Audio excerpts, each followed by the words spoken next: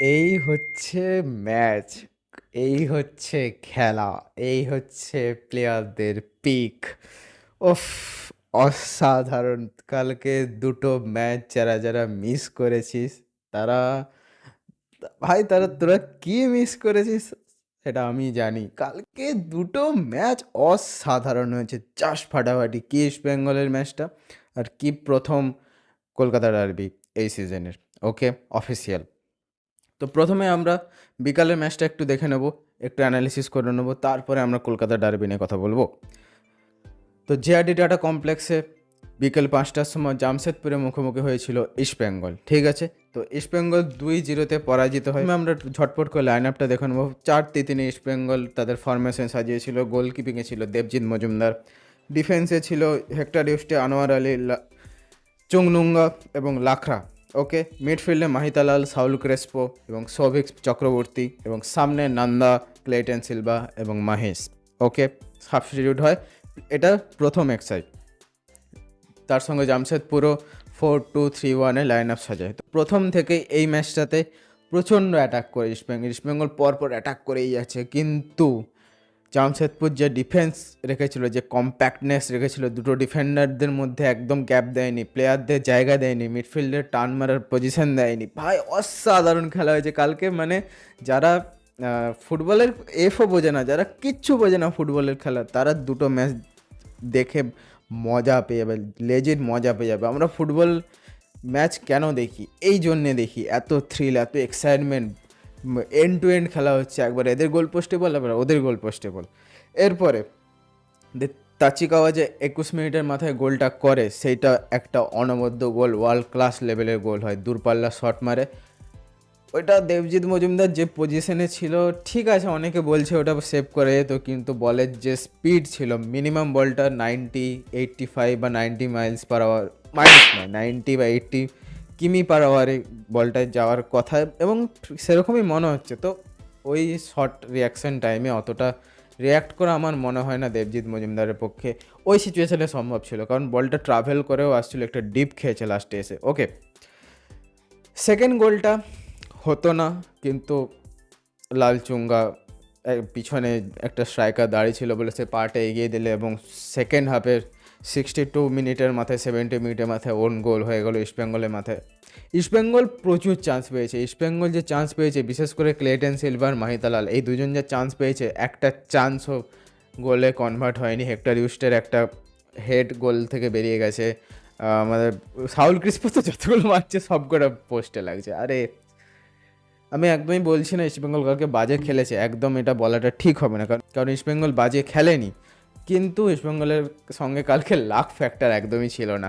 কারণ প্রচুর চান্স পেয়েছে সাউল ক্রিসপো আর মাহিতালাল, দুজনে প্রচুর চান্স পেয়েছে, ইভেন নন্দাও চান্স পেয়েছে, কিন্তু তিনজনের মধ্যে একজনও গোলে কনভার্ট করতে পারেনি। তো এই ম্যাচের শেষে ইস্টবেঙ্গল সেই 13 নম্বরে রয়ে গেল। এটা খুব মানে অস্বস্তিকর একটা বিষয় আমাদের মতো বাংলা ফুটবল প্রেমীদের জন্য। এরকম হওয়াটা ঠিক নয়। ঠিক আছে, পারফরমেন্স খারাপ হচ্ছে, কিন্তু 4টা ম্যাচের মধ্যে 4টাই হেরে যাবি ভাই, এগুলো ঠিক না, এগুলো ঠিক না।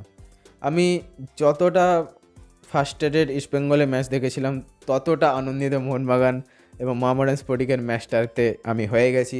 সেকেন্ড ম্যাচ, প্রথম কলকাতা ডার্বি আইএসএলে, Mohun Bagan super giants versus Mohammedan sporting, সন্ধ্যে 7:30টার সময় কোথায় হয়েছিল? স্বাভাবিক, বিবেকানন্দ যুবভারতী ক্রীড়াঙ্গনে। তো ঝটপট আমরা মোহনবাগানের লাইন আপ দেখে নিই। মোহনবাগান 4-4-1-1 লাইন আপ সাজিয়েছিল। এটা কিছুটা নতুন লাইন আপ আমার কাছে। আমি যতদিন মোহনবাগানে খেলা দেখেছি, যতবার খেলা দেখেছি, এরকম ফরমেশন আমি দেখিনি।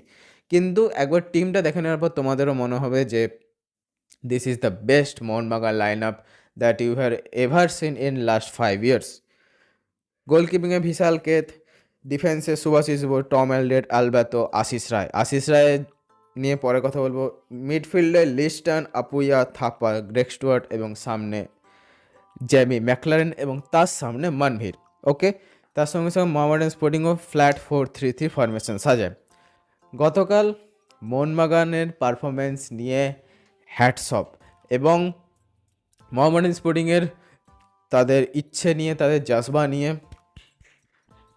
অসাধারণ। এইরকম ম্যাচ হওয়া উচিত, এরকম কন্টেস্ট হওয়া উচিত, এইরকম এন্ড টু এন্ড, যেটা আমি বললাম এন্ড টু এন্ড ম্যাচ হয়েছে। 3টে গোল মেরেছে, টম অ্যালড্রেড কেন এ লিগের বড় স্ট্রাইকার এবং কেন দি পারফেক্ট নাম্বার 9 আমরা কালকে বুঝে গেলাম। গত ভিডিওতে আমি বলেছি অন দ্য বল এবং অফ দ্য বল দুটোতেই জেমি ম্যাকলারেনের এফেক্ট খুব বেশি।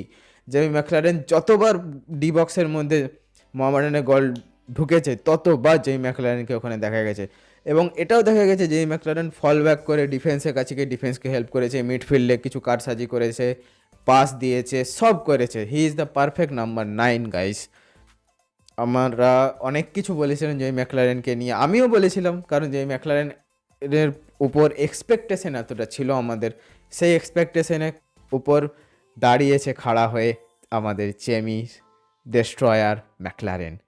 একটা সুন্দর হেডে গোল করে 8 মিনিটের মাথায় গোল করে, তারপরে গ্রেগ স্টুয়ার্ট, বাকি ম্যাচটা গ্রেগ স্টুয়ার্ট একাই করে খেলে না। গ্রেগ স্টুয়ার্ট 70 মিনিটের মাথায় উঠে যায়, 70-75 মিনিটের মাথায় উঠে যান, তাকে পেত্রাথসের সাথে বদলি করা হয়, কিন্তু ততক্ষণে সে পুরো ম্যাচটাকে নিজের হাতে করে নিয়েছে। The perfect number 10 also, Greg স্টুয়ার্টের জার্সি নাম্বার 10, এবং 10 মানে কি গেম মেকার। সে আমরা যত টিমেরই 10 নম্বর দেখি না কেন, ঠিক আছে, সে লিওনেল মেসি হোক, আয়ান রবেন হোক, যে কোনো 10 নাম্বার 10 হচ্ছে গেম মেকার, ও হচ্ছে খেলা সাজায়। কালকে গ্রেগ স্টুয়ার্ট একটা ইন্ডিভিজুয়াল রান করে একটা গোল করেছে 31 মিনিটে, তারপরে আবার একটা কর্নারেও গোল করিয়েছে, যেটা সুভাশিস বোস 3 নম্বর গোলটা হয়েছে। তো অসাধারণ, মোরাললেস অসাধারণ পারফরমেন্স। এবং হ্যাঁ, কালকে যে ডিফেন্সটা আমরা দেখতে পেয়েছি মোহনবাগানের তরফ থেকে, এই ডিফেন্সটা যদি ডুরান্ডের ফাইনালে থাকতো, এই ডিফেন্সটা যদি প্রথম দুটো ম্যাচে থাকতো, এই ডিফেন্সটা যদি ব্যাঙ্গালোরের ম্যাচেও থাকতো, অ্যাটলিস্ট আমরা 3 গোলে ওখানে হারতাম না। হ্যাঁ হারতাম, 1 গোল খেতাম, ম্যাক্সিমাম 2 গোল খেতাম, 3 গোল খেতাম না। 3 গোল খেয়ে নিলে কেমন একটা লাগে, আমার ভালো লাগে না, বিশেষ করে মোহনবাগানে ভালো না।